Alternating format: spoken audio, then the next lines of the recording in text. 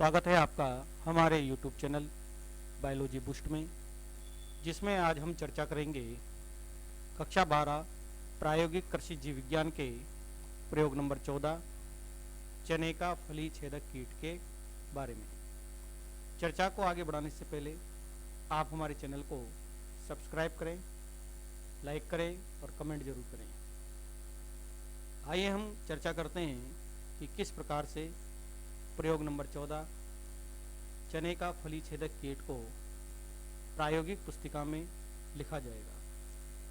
सबसे पहले आप अपनी प्रायोगिक पुस्तिका में उद्देश्य हेडिंग को डालें और हेडिंग में लिखें दिए गए प्रादर्श के माध्यम से कीट की बाह्य संरचना का अध्ययन करना।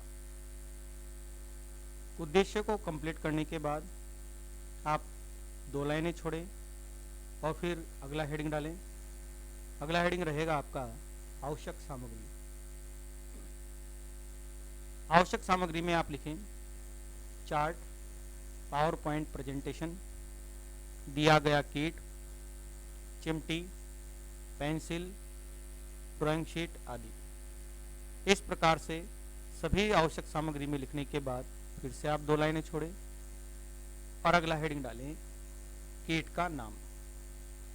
कीट के नाम में आप लिखें चने का फली छेदक कीट, क्योंकि इसी की संरचना का अध्ययन हमें करना है। कीट का नाम लिखने के उपरांत आप फिर से लाइन छोड़ें और अगला हेडिंग डालें कीट का वैज्ञानिक नाम। कीट का नाम लिखने के बाद में वैज्ञानिक नाम जो आप लिखेंगे वो है आपका हेलिकोवर्पा आर्मीजेरा। कीट का वैज्ञानिक नाम लिखने के बाद फिर से आपको लाइन छोड़नी है और अगला हेडिंग डालना है। अगला हेडिंग आप डालेंगे वर्गीकरण। वर्गीकरण में आप दिए गए कीट हेलिकोवर्पा आर्मीजेरा का जगत से लेकर जाति तक का वर्गीकरण लिखेंगे, जैसा कि दिया गया है। जगत हो जाएगा जंतु जगत, संघ हो जाएगा ऑर्थोपोडा, वर्ग हो जाएगा इंसेक्टा, गण हो जाएगा लेपिडोप्टेरा, कुल हो जाएगा नोक्टिडी, वंश हो जाएगा हेलिकोवर्पा, जाति हो जाएगी आर्मीजेरा। इस प्रकार से वर्गीकरण को आपको जाति तक लिखना है। वर्गीकरण लिखने के उपरांत आप प्रायोगिक पुस्तिका में जो खाली स्थान है वहाँ पर एक सुंदर नामांकित स्पष्ट चित्र बनाइए। तो इस प्रकार से आपको वहाँ पर नामांकित चित्र बनाना है, जैसा कि दिखाया गया है। जो कीट है उसकी बाह्य संरचना में कीट का शरीर 3 भागों में स्पष्ट रूप से बटा हुआ है। आप आगे आगे देखेंगे तो जहाँ पर इसके नेत्र हैं, संयुक्त नेत्र, वो वाला स्थान क्या है? इसका सिर है। ये वाला स्थान इसका सिर है। इसके पीछे जहाँ तक का एरिया आपके, जहाँ पर आपके इसके पंख जुड़े हुए हैं, अग्रपंख और पश्चपंख, ये वाला स्थान इसका वक्षीय भाग है।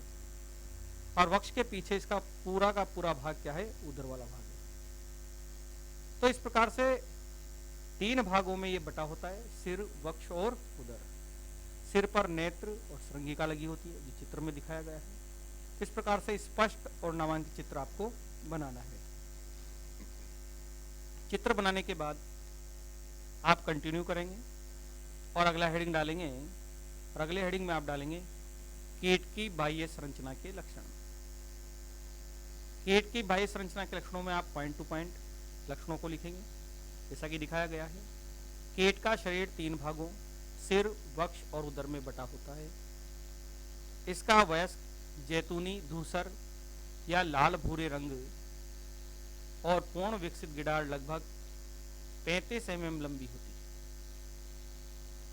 2 जोड़ी पंख होते हैं, जिनमें से अग्रपंख मोटे, जो विश्राम अवस्था में पश्च जोड़ी के पंखों को ढके रहते हैं। तो 2 जोड़ी पंख इस प्रकार से यहाँ पर होते हैं।